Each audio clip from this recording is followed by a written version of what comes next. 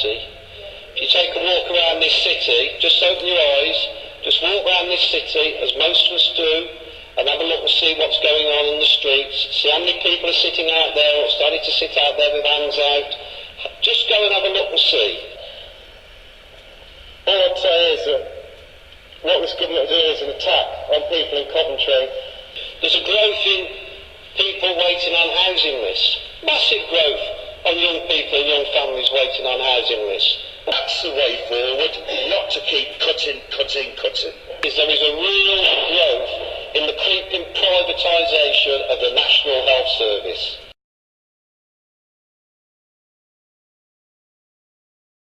Cut.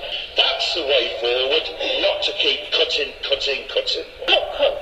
We have only one course of action, that is to set a legal budget, as difficult as that may be, and campaign in the city for the return of the Labour government. But for those people outside, there is an alternative here to this government's plan of cuts and austerity, and that campaign is to vote Labour. Cut.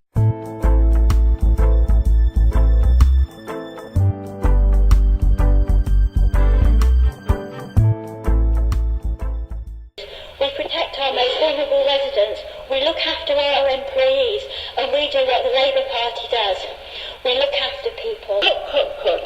And I understand why people want to protest, I understand why people want to go to the barricades, but let me remind you, for those of you that have seen Les Miserables recently, the only outcome for those that went to the barricades was they all ended up getting shot and were dead.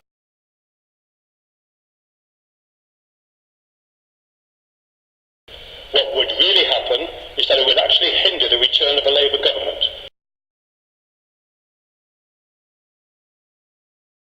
In 2010, at the time of the general election, all the political parties acknowledged that there would need to be changes in how we spend public money.